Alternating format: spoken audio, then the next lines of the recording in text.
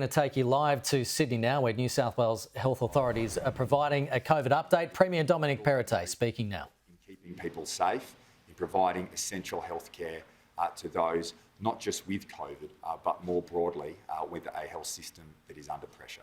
Whether it's here in New South Wales or around the country, we rely on our frontline health professionals to continue to look after us.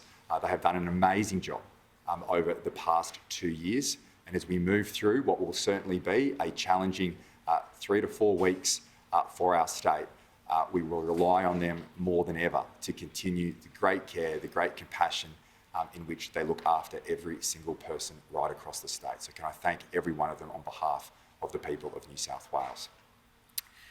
Our key message today, though, is still in relation to vaccination. We have one of the highest vaccination rates here in New South Wales, and that is key to keeping you, your family and your friends safe. We've seen here in New South Wales a 93.7 double vaccination rate, and we have over 95% of people with a first dose vaccination.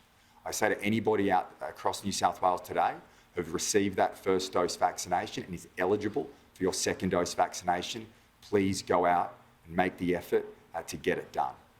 It's so pleasing. We never believed we'd be in a position with over a 95% vaccination rate, but we really want to ensure that that second dose vaccination rate gets above 95%. So if you haven't received that vaccination, that second dose vaccination, please go and do so. And if you haven't received that first dose vaccination, please go and get vaccinated.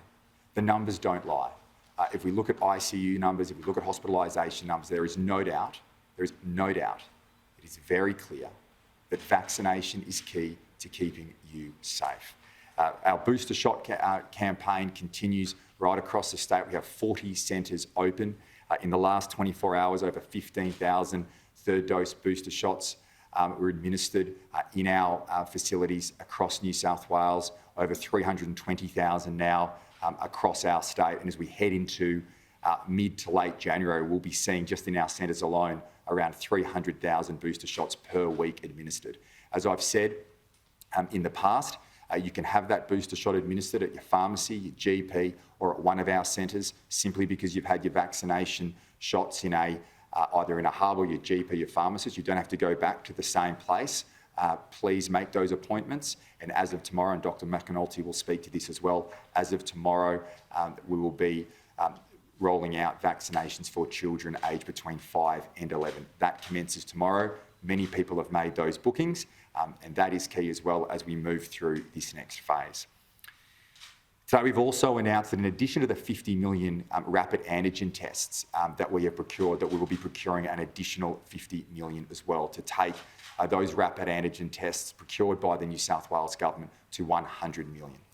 And we will be rolling those out. Across the state, particularly in those areas where there are vulnerable people.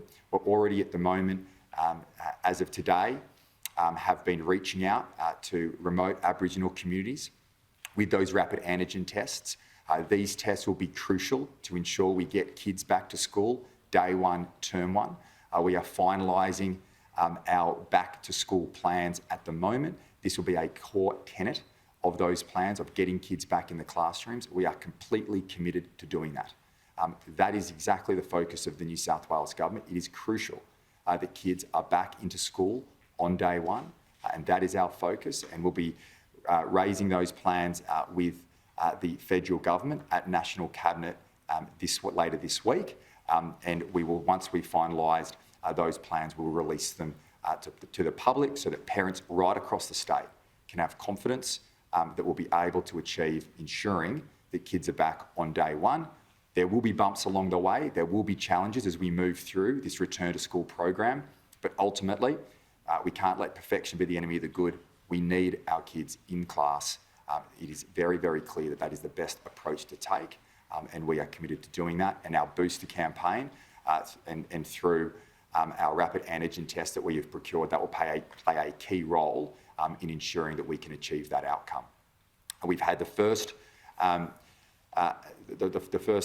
set of rapid antigen tests arrive yesterday, and we will see over the coming week and the weeks ahead those additional tests coming through. This will be very important as part of the new norm as we move through the next phase of the pandemic, that rapid antigen tests need to be provided and available to people right across the state. But from our government's perspective, particularly for those in vulnerable areas, in aged care and disability services, and I know a lot of those areas are in the domain of the federal government. From a state government level, we will do everything we can to support that rollout and complement it. So Minister Ayres will speak further to that.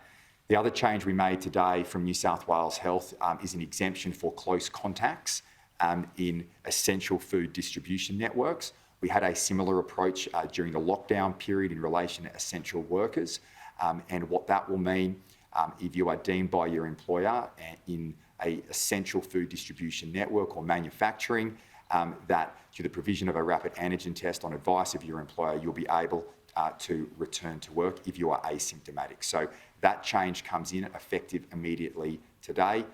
Those orders were signed off this morning, and we believe that that will ease the pressure on supply and distribution networks, particularly for those essential areas across our state as we move through the next few weeks. Finally, in relation to those people who are at home who have had a rapid antigen test that is positive from mid this week, the advice I've received from Service New South Wales and from New South Wales Health is that you will be able to register that positive rapid antigen test through your Service New South Wales app, and that will ensure through the advice of New South Wales Health that we're able to connect people who need it with care.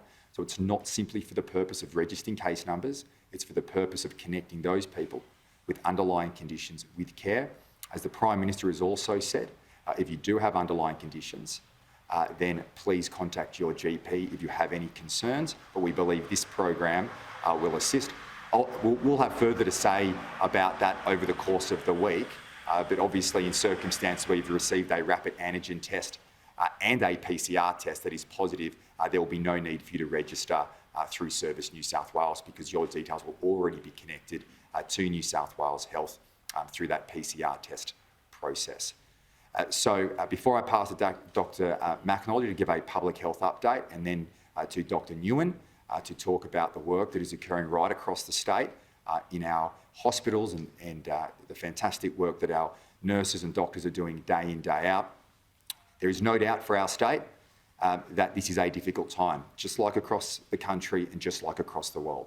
But we have, as a state, as a people, have stood strong, incredibly strong, over the last 2 years with all the challenges that have come our way, and we've got through them like we will get through the next 3 to 4 weeks and beyond.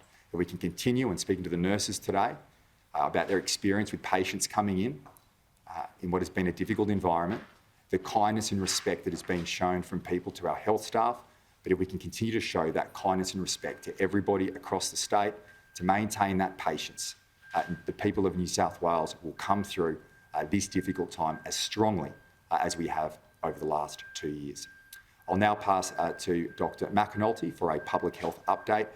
Dr. Nguyen will then speak to some of the challenges and experiences in hospitals, Nepean here, but across the board more broadly.